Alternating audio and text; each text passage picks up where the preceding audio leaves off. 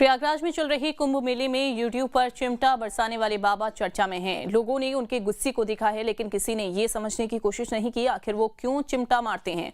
9 साल से क्यों उन्होंने अपना एक हाथ हवा में उठाया है, उसकी वजह क्या है। अब तो लोग उनकी पिटाई को प्रसाद समझने लगे हैं। बाबा कहते हैं कि जवाब देने के बाद भी लोग बार बार एक ही सवाल करके परेशान करते हैं।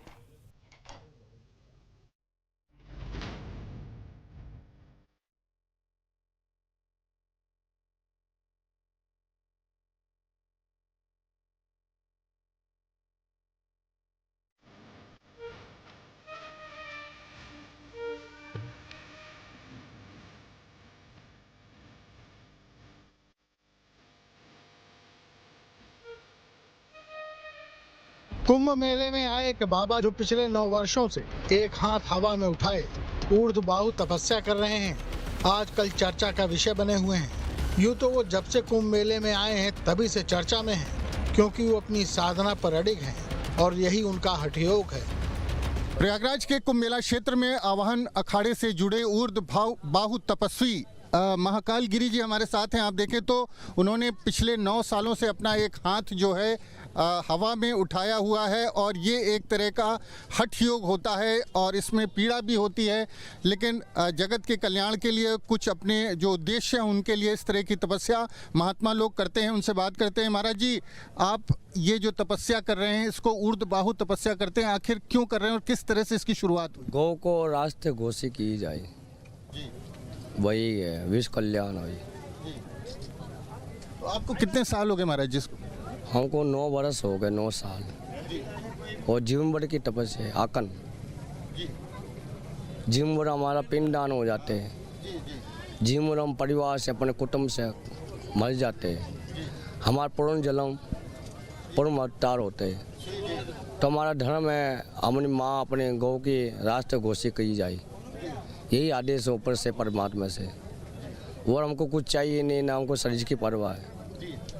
हमारा उद्देश्य एक ही है और जीवन भर बोलते रहेंगे, गौ को राष्ट्र घोषित की जाए।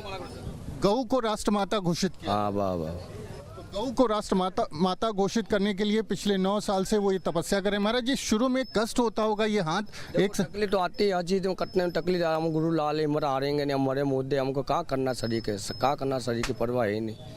गौ की रस्से हो जाए, गौ का रास्ते घोषित हो जाए, इनको गौशाला बन जाए, बस आत्मा का शांति। वैसा नहीं, हम तो एक हाथ तो दे चुका हूँ जीवन भर के लिए, दूसरा भी देना तैयार बैठे। हाँ, गौ की रक्षा के लिए एक हाथ अपना दे चुके हैं, तपस्या कर रहे हैं, दूसरा भी देने को तैयार है। तैयार है। तो महाराज जी के बाद शरीर की परवाह नहीं हमारा कोई परिवार नहीं, हमारा कोई रोने वाला है। भगवान ईश्वर है, गुरु महाराज है। लेकिन पिछले दिनों बाबा काफी जोर शोर से चर्चा में आ गए, पर इस बार अपने हठयोग के लिए नहीं बल्कि चिमटा योग के लिए।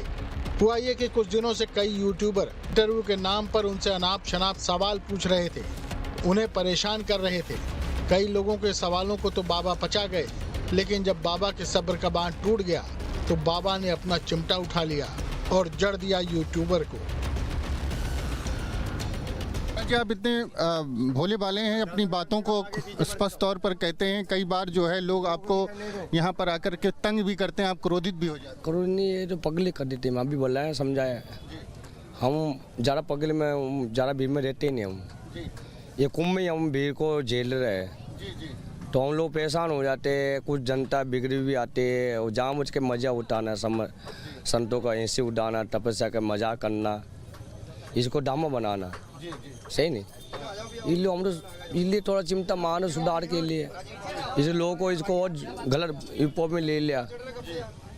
वो ऐसा कुछ नहीं है, सब दिखावा है। बाकी भगवान साथ से, ईश्वर साथ से है, हमारे तपस्वी है।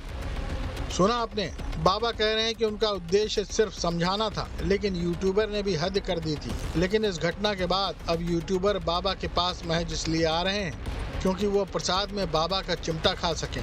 किसी हठयोगी के हाथ से मिला चिमटा भी कुछ भला ही करेगा।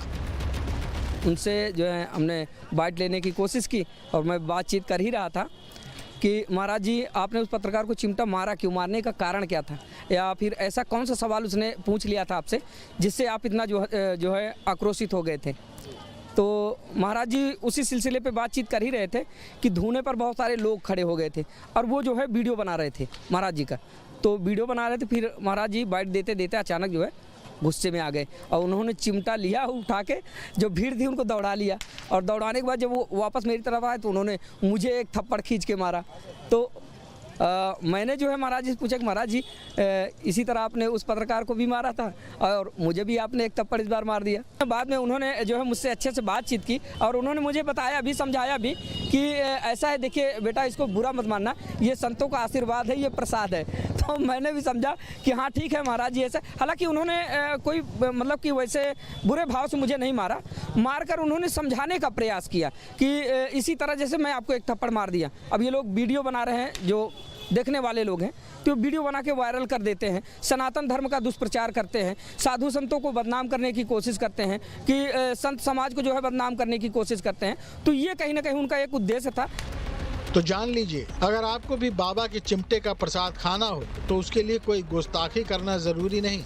बाबा के पास जाइए, प्रेम से बैठिए, बात कीजिए और चिमटा प्रसाद की रिक्वेस्ट कीजिए और अपनी पीठ को धन्य कीजिए। कुंभनगर से मानवेंद्र प्रताप सिंह के साथ टीम न्यूज़ स्टेट।